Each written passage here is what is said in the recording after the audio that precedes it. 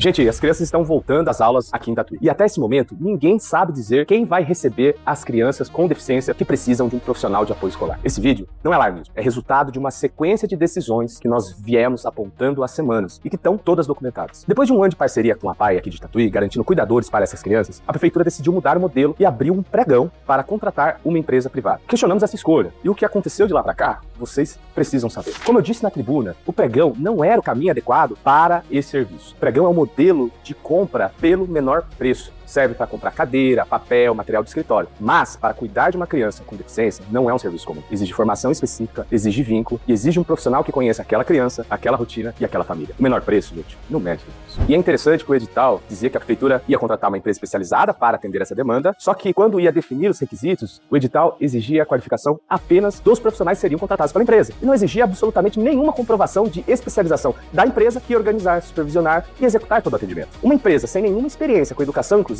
poderia vencer esse processo, desde que oferecesse um menor preço. É um problema anunciado, né? Nos últimos dias, acompanhando o processo, vimos que, no dia 15 de julho, o Tribunal de Contas do Estado de São Paulo suspendeu o certame por entender que aquelas irregularidades apontadas durante o processo pelas empresas concorrentes tinham materialidade e relevância suficiente para justificar a paralisação. Na última quinta-feira, dia 23 de julho, 6 dias antes do retorno das aulas, o professor Miguel assinou o termo de revogação do próprio pregão. Ou seja, ele desistiu do edital e decidiu recomeçar do zero, justificando que aguardar o julgamento final do tribunal causaria atraso na contratação. E, gente, isso tem nome: amadorismo de uma péssima gestão. Foi um edital lançado tarde, durante as férias, suspenso pelo Tribunal de Contas e revogado às vésperas do retorno às aulas. Vocês se lembram que poucos dias antes disso, o prefeito gravou um vídeo dizendo que eu não sei ler lei. Disse que estava tudo certo e que as crianças não ficariam sem cuidadores. Então eu gostaria de devolver com uma pergunta: se a assessoria jurídica da prefeitura é tão preparada assim, por que o edital foi suspenso pelo Tribunal de Contas? Por que o senhor teve que revogar o próprio pregão e refazer tudo 6 dias antes das aulas começarem? Prefeito, quem afinal não entende de lei? E outra coisa, gente, houveram vários apontamentos dos problemas desse edital durante o processo, antes de qualquer suspensão. Não só no processo, como publicamente, na tribuna da Câmara Municipal, nas redes sociais, em requerimentos. A prefeitura tinha todas as condições de corrigir. Tinha tempo, assessoria jurídica, controle interno, e mesmo assim, manteve o edital do jeito que estava até o Tribunal de Contas mandar parar. Então eu pergunto, isso é despreparo de uma gestão que não sabe conduzir um processo licitatório? Ou o edital foi feito daquele jeito, porque atendia ao interesse de alguém? Porque um edital que dispensa a especialização da empresa, que não define piso salarial, que não apresenta planilha de custo, que decide tudo pelo menor preço, gente, esse edital não é ruim para todo mundo. Ele é ruim para as crianças, ruim para os profissionais e ruim para o município. Mas para a empresa que quer entrar num contrato de 6 milhões, sem nunca ter trabalhado com educação inclusiva, gente, ele é ótimo. Eu não vou afirmar nada aqui que ainda não posso comprovar, mas eu vou dizer o que nós vamos fazer. Vamos seguir acompanhando o novo edital, linha por linha. Vamos acompanhar quem se inscreve, quem participa e quem vence. E se houver qualquer indício de direcionamento, nós vamos denunciar no Tribunal de Contas e ao Ministério Público, como sempre fizemos. Nós entendemos que tinha um caminho melhor. E ele está na lei. Em 2025, quando as crianças estavam sem cuidadores, a própria prefeitura recorreu a uma solução emergencial com a PAI. Exatamente porque sabia que o caminho comum demoraria e tinha muito risco. Ou seja, ela reconhece o instrumento que ela mesma já usou. E a Lei 13.019 de 2014 permite fazer tudo isso de forma estruturada. Um chamamento público, com termo de colaboração, na qual a administração pode avaliar experiência comprovada, capacidade técnica, estrutura operacional e histórico de atendimento, e não apenas quem cobra mais barato. Entidades como a PAI não tem sócio para remunerar, não tem atravessador para lucrar. O recurso público volta inteiro para o atendimento. Essas empresas, elas conhecem as crianças, conhecem as famílias e conhecem a cidade. Então por que, diante de um pregão suspenso e revogado às vésperas do retorno às aulas, a prefeitura não garantiu a continuidade com a PAI, enquanto ela conduz o novo processo conforme manda a lei? E tem uma coisa, gente, o comissionado prefeito Miguel vem citando publicamente um contrato firmado por dispensa de licitação. Deixa eu citar para vocês: é o processo administrativo 65/2025, dispensa 04/2025 e contrato 39/2025. Mas a íntegra desse documento não está disponível para consulta pública no portal da Transparência Tatuí. Procuramos em todos os canais a aba de dispensa de licitação 2025,